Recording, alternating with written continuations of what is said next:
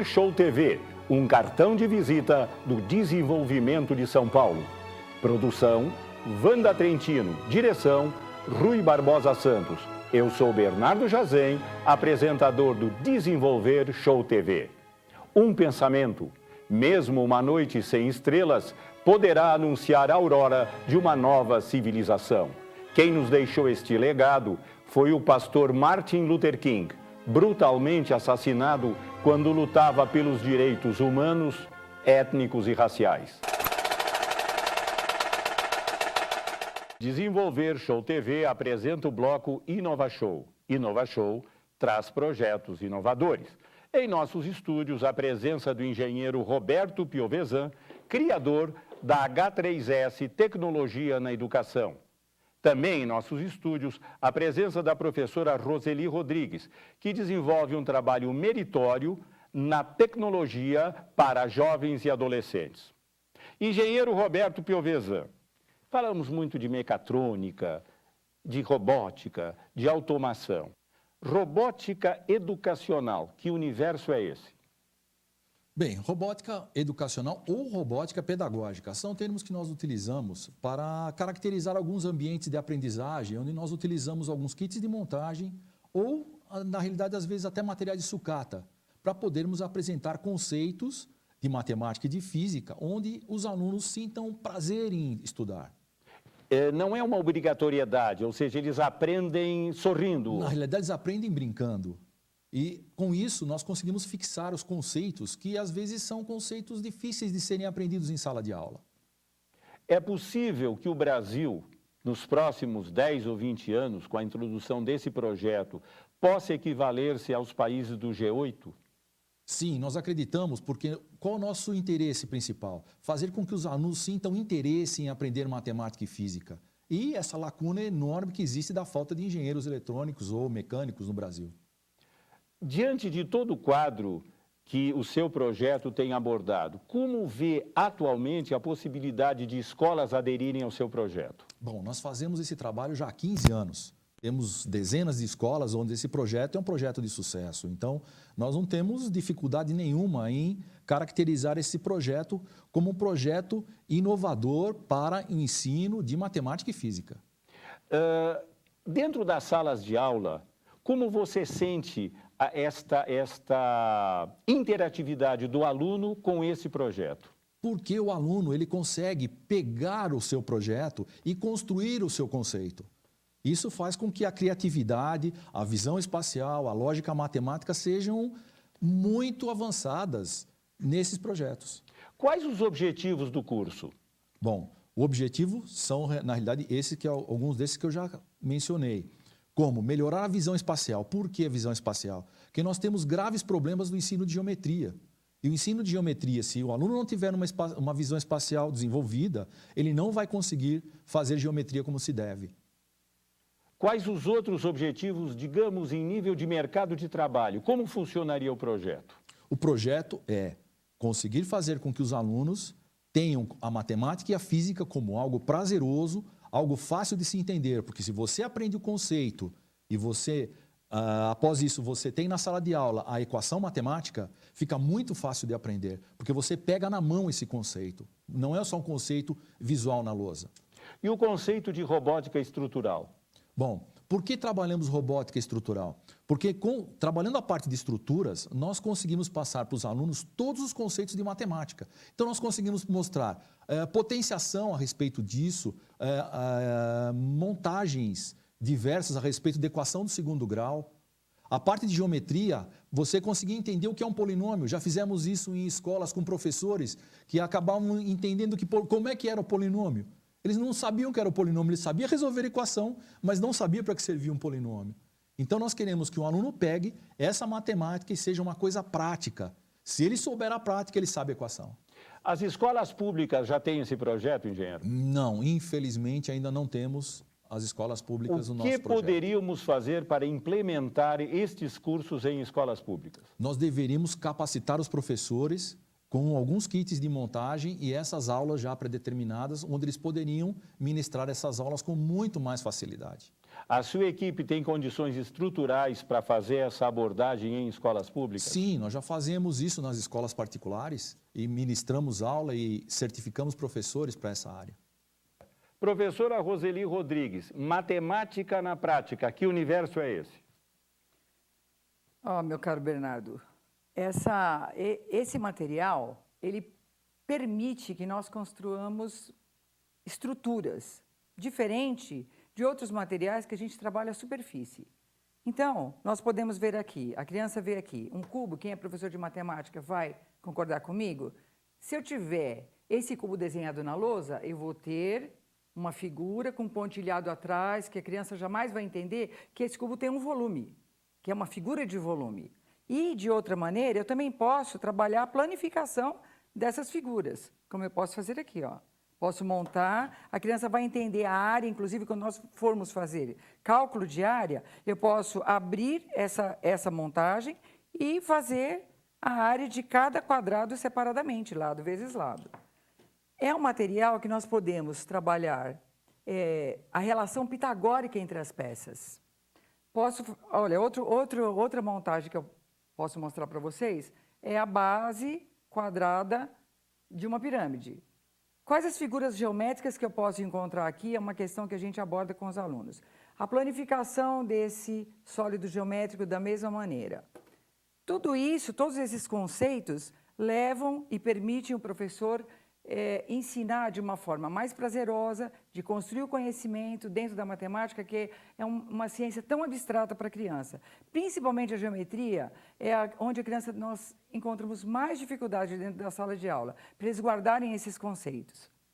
Outro material que nós podemos abordar com a criança, olha, todos esses conceitos que nós trabalhamos antes, dentro da geometria, nós vamos trabalhar dentro das montagens que serão propostas, dentro de um projeto, a partir de crianças de 4 anos de idade, nós já podemos abordar todos esses conceitos. Esse é um projeto que foi feito por crianças de 4 e 5 anos. Eles aprenderam, eles desenharam a casinha que eles imaginavam que era a casa deles, que é o universo deles, e a partir daí eles foram vencendo etapas até conseguirem construir essa montagem. Vários conceitos foram abordados, de simetria, de lateralidade, vários conceitos são abordados em cima de uma mesma montagem. Professora Roseli, raciocínio, lógica, solução de problemas, o projeto aborda? Aborda. Por quê? Esse material nos oportuniza o professor interferir com o educando e sugerindo novas questões a respeito daquela montagem. Essa montagem, inicialmente, não tinha janelas, não tinha porta, ela tinha uma altura menor, o telhado era um pouco mais baixo e a princípio, não era aquilo que o professor desejava. Então, ele foi colocando questões e os alunos foram construindo conhecimento a esse respeito. E, nesse momento, a interferência do professor vai chamando a atenção do aluno para os conceitos de geometria e de matemática. Ou seja, um aluno de 4 anos, começando a entender esse projeto, qual a evolução que dele se espera? Olha, eu espero que esse aluno seja um aluno que tenha mínimas dificuldades nessa área de exatas. Que quando ele vai aprender as fórmulas, ele já entendeu totalmente como é que funciona. Como é que as coisas funcionam. A fórmula vai ser apenas mais... vai ratificar aquilo que ele já aprendeu, que ele já entendeu o conceito. Então, a partir daí, é muito fácil dele construir esse conceito. Porque ele já entendeu como funciona. Se você entender como funciona a ação da gravidade a partir de um carrinho que desce numa rampa, isso, para a criança, depois fazer o cálculo dessa gravidade, vai ser uma coisa muito mais fácil, porque ela já entendeu como funciona. Questões de física como alavanca, como volume, como massa, o projeto aborda também? Aborda também. Pode ser em qualquer montagem. Olha, aqui nós temos uma montagem que tem vários tipos de alavancas. Então, aqui, o aluno foi levado a resolver várias questões. Se nós observarmos, nós trabalhamos uma alavanca giratória, alavanca simples, alavancas compostas, e para chegar nessa montagem final, o aluno precisou resolver vários problemas. Então, é um aluno que não pode ter medo de problema. Sem querer, ele está aprendendo. Sem querer, de uma maneira lúdica, de uma maneira bem divertida. Um entretenimento. Ele vai gostar da matemática, essa é a nossa proposta, que ele ame a matemática, ame a física, possa realmente, quando ele estiver numa idade de prestar um vestibular, de decidir o que ele vai fazer, ele já tem elementos para decidir se eu quero trabalhar na área de exatas, ou na área de médicas, ou na área de humanas. Pelo menos nós fornecemos elementos a esse aluno para ele decidir isso. Porque muitos dizem que não gostam da matemática, não gostam da física, mas não conhecem direito. Porque se eu só for decorar fórmulas, só me ater à parte teórica em si, fica um pouco mais difícil. Aliás, eu acho que fica bastante difícil. De uma maneira prática, isso desmistifica essa dificuldade que nós temos na matemática, na física. Na verdade, é uma matéria muito prazerosa, muito gostosa de se aprender, porque a gente vê como as coisas funcionam. E o aluno passa a ser mais observador. Observador até na hora de entrar no shopping, nos sensores, como funcionam, as alavancas, as figuras rígidas e flexíveis, tudo que segura, olha, triângulo é uma figura rígida, a gente ensina. Então, ele começa a observar que tudo que tem triângulo segura um peso maior nas estruturas que ele vê na vida dele, ao redor da vida dele. E o treinamento dos professores? É muito interessante o treinamento dos professores, porque em várias universidades, inclusive, que nós demos treinamento, os professores, muitas vezes, ao terminarmos a nossa palestra, os professores nos procuram e falam assim, olha, eu sou professor de matemática, mas eu não sei ensinar desse jeito, eu nem entendia esse conceito dessa maneira, porque esse professor também, ele aprendeu na faculdade teoria, ele não aprendeu na prática. Então, do jeito que ele aprendeu, ele passa para a criança. Então, muitos professores nos procuram, falam, eu gostaria de ensinar meus alunos dessa maneira, que eles ficassem interessados. Nas nossas aulas, Bernardo, nós não temos problema assim de falar, olha, prestem atenção, olha, não façam barulho, não. Porque o próprio aluno, ele se interessa, quer aprender, porque é algo que ele quer finalizar aquele projeto. Então, ele vai vencendo etapas para poder ver a montagem dele funcionando, para poder mostrar para os outros que ele fez, que ele conseguiu. Isso trabalha a autoestima da criança, trabalha o conhecimento. E, a partir daí, de uma maneira bem lúdica, é que a criança aprende sem nenhuma dificuldade. Inclusive, nós temos algumas mães que vêm relatar para nós o seguinte, olha, meu filho todo dia acorda pela manhã e fala assim, mãe, hoje é dia da robótica, hoje é dia da robótica, mãe. Por quê? Porque aquilo é um incentivo, a criança fica esperando aquele momento de interagir com esse material, que é um material colorido, e que proporciona aprendizagens diferentes. E eles chegam em casa e vão contar aquilo que eles aprenderam. Professora Roseli, você falou em mães e mulheres. A Expo 2020 prevê a paz, matemática e paz.